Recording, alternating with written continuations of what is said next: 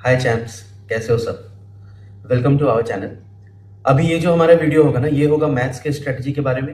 अलग अलग एग्जाम्स के लिए सीजीएल का हो गया, आईबी का हो गया, इंश्योरेंस बैंकिंग का हो गया। तो मैं क्या यूज़ करता हूँ मैथ्स के लिए वो बताऊंगा, और क्या करना है क्या नहीं करना है। ठीक है, फिर से वही सवाल, मैं क्यों। तो ये है मेरे इंश्योरेंस का मैथ्स के मार्क्स, ये है मेरे सीजीएल मेंस का, ये है सीजीएल प्री का, और ये है आईबी का मार्क्स। ये चारों मैथ्स के मेरे मार्क्स थे। ठीक है, अब मैं बात करता हूँ कि सबसे पहले मेरा बेसिक सोर्स क्या रहा है मैथ्स का। तो मेरा मैथ्स पहले से थोड़ा स्ट्रांग है, अग्री करता हूँ इस चीज़ को। तो मैंने ऐसे कोई एनसीईआरटी या बेसिक बुक्स नहीं पढ़े। मैंने सीधा राकेश यादव सर की बुक आती है, दो बुक आती है, मैंने बताया था, एक अरिथमेटिक आती है और एक एडवांस मैथ्स आती है। वो दोनों बुक मैंने पढ़ाई किया, वो दोनों बुक को dot to dot, question to question मैंने उसको सॉल्व किया है। ठीक है, अब बात करते हैं क्या गलती है जो हमें नहीं करनी चाहिए मैथ्स में। बहुत लोग करते हैं हमारी गलती, ये सारी गलतियां। सबसे पहली चीज, रश मत करो। रश करने का ये मतलब ना, आपने एक चैप्टर उठाया, उसको आधा भी नहीं खत्म किया है, आपको लगा कि यार ये तो हो गया, अब दूसरे पे चलते हैं। मेरे को इससे एक बहुत अच्छी कहानी याद आ रही है। मेरी पार्टनर, उसको कोई जब आइडिया आता है ना, जैसे कभी डीआईवाई बनाने का, कभी क्राफ्ट बनाने का, वो क्या करेगी, डीआईवाई का आइडिया आया, स्टेप 1, स्टेप 2 वो एक इंस्टा चैनल बनाएगी, स्टेप 3 10 दिन वीडियो अपलोड करेगी, स्टेप 4 नया आइडिया ढूंढेगी, फिर एक इंस्टा आईडी बनाएगी। तो ये मत करो, ठीक है। तो सबसे पहली चीज, रश मत करो, टाइम निकालो, मैथ्स के लिए टाइम देना पड़ेगा आपको। ठीक है, सेकंड चीज, अभी मैं बात करता हूँ बेसिकली बैंकिंग और इंश्योरेंस के एग्जाम के बारे में। ठीक है, आपने मेरे मार्क्स देखे, बहुत टफ भी नहीं होता, बहुत इजी भी नहीं होता इतने मार्क्स लाना। जो सबसे पहली गलती जो मैंने देखा है करते हुए लोगों को ना, वो कि सिर्फ स्पीड मैथ्स पे ध्यान देना है कि अरे मेरे को तो स्पीड मैथ्स करना है, बाकी तो ऑटोमेटिकली हो जाएगा। नहीं होता। मेरा भाई है, यश नाम है, वो बैंकिंग की तैयारी करता है। पहले वो सिर्फ स्पीड मैथ्स पे फोकस करता था, तो मैथ्स में मार्क्स कभी भी उतने ज्यादा नहीं आ पाते थे। मैंने उसको बताया, उसने अर्थमेटिक पे काम किया, और आज के डेट में उसके मार्क्स बहुत अच्छे आ रहे हैं मैथ्स में। तो पहला चीज, सिर्फ स्पीड मैथ्स से काम नहीं होगा। अरे 8 से 10 क्वेश्चन तो अरिथमेटिक के होते ही है ना, उसका क्या करोगे, छोड़ के आ जाओगे? नहीं ना, वो 10 नंबर भी बहुत मैटर करता है। ये कॉन्फिडेंस में मत रहो कि यार मैं तो पूरा का पूरा रीजनिंग सही बना दूंगा, पूरा मैथ इंग्लिश सही बना दूंगा, मैथ्स का क्या 10 क्वेश्चन छोड़ भी देंगे तो हो जाएगा। वो रिस्क मत लो, है ना, साल भर में एक बार पेपर आता है, मत करो वो काम। तो रश मत करो। दूसरी चीज, सिर्फ स्पीड मैथ से नहीं होगा, क्योंकि एटलीस्ट 8 से 10 क्वेश्चन अरिथमेटिक के आते हैं, उसको भी करना है। ठीक है, मैं बता भी दूंगा क्या क्या आते हैं। थर्ड, प्रैक्टिस करो बहुत ज्यादा।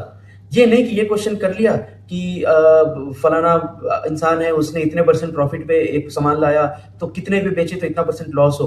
ऐसे अगर 4 क्वेश्चन है ना, तो आपने एक पढ़ लिया, दूसरा बना लिया। अब आप बोलोगे तीसरा चौथा क्यों करूं, ये तो अभी भी मैंने किया, मुझे तो आता है। ये मत करो, वापस से करो, उसको सारे को करो, छोड़ना नहीं है किसी भी क्वेश्चन को। ठीक है, नेक्स्ट, मैथ्स पढ़ने का ना एक सीक्वेंस होता है। अब आप कोई भी रैंडम तरीके से मैथ्स नहीं पढ़ सकते हो। फॉर एग्जाम्पल, मेरी बहन है श्रेया, वो तैयारी कर रही है एसएससी के एग्जाम्स की। अब उसके क्लासेस में ऐसा हो रहा है ना कि कुछ दिन कुछ चैप्टर पढ़ा रहे हैं, फिर कुछ दिन कुछ और चैप्टर पढ़ा रहे हैं, फिर कुछ दिन कुछ और चैप्टर पढ़ा रहे हैं।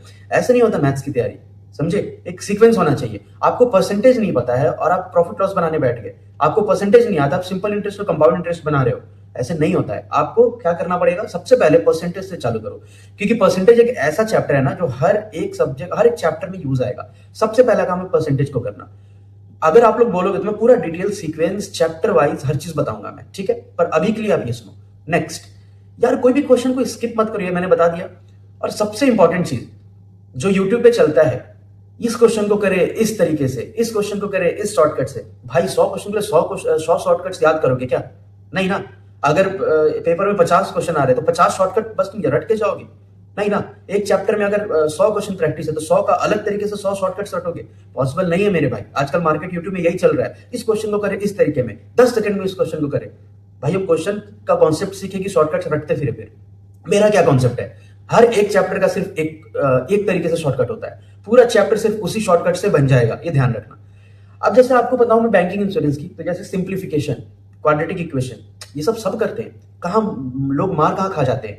Time and work, time and distance, DI, caselet. DI और कैसलेट का यही तरीका है कि आपका परसेंटेज रेशियो स्ट्रांग होना चाहिए। हर चीज का बेस परसेंटेज और रेशियो है।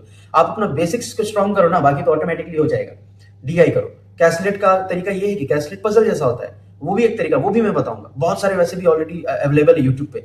करियर डिफाइनर करके एक चैनल है, सर बहुत अच्छा पढ़ाते हैं, सर का वीडियो देखो, मैंने भी उनसे ही सीखा था कैसलेट वगैरह। अब बात करते हैं सीजीएल की। देखो इंश्योरेंस वाले में ना बेसिक अरिथमेटिक बहुत यूजफुल है, सीजीएल के लिए ना एडवांस मैथ्स बहुत यूजफुल है। इस बार 8 क्वेश्चन आए हैं एडवांस मैथ्स से। Geometry, mensuration, prism, pyramid, 8-8 question आए इन सबसे मिला के। 25 में 8 क्वेश्चन, 10 क्वेश्चन बहुत होता है। एडवांस मैथ्स करना है। दूसरी चीज, अपने डर को फेस करो। मुझे ना ज्योमेट्री से बहुत डर लगता था। मैं जब भी टेस्ट देता था ना पहले, मेरे 25 में से 18 बनते थे, 19 बनते थे। ज्योमेट्री क्वेश्चन मैं डर के छोड़ देता था, छूता भी नहीं था। मुझे ये समझ आ गया कि ऐसे करूंगा तो पेपर तो खराब हो जाएगा। मैंने उसको फेस किया। मैंने प्रॉपर एक-एक क्वेश्चन ज्योमेट्री के बनाए हैं, बार-बार हर एक थ्योरम्स रटे हैं, तो जाके इतने मार्क्स आए।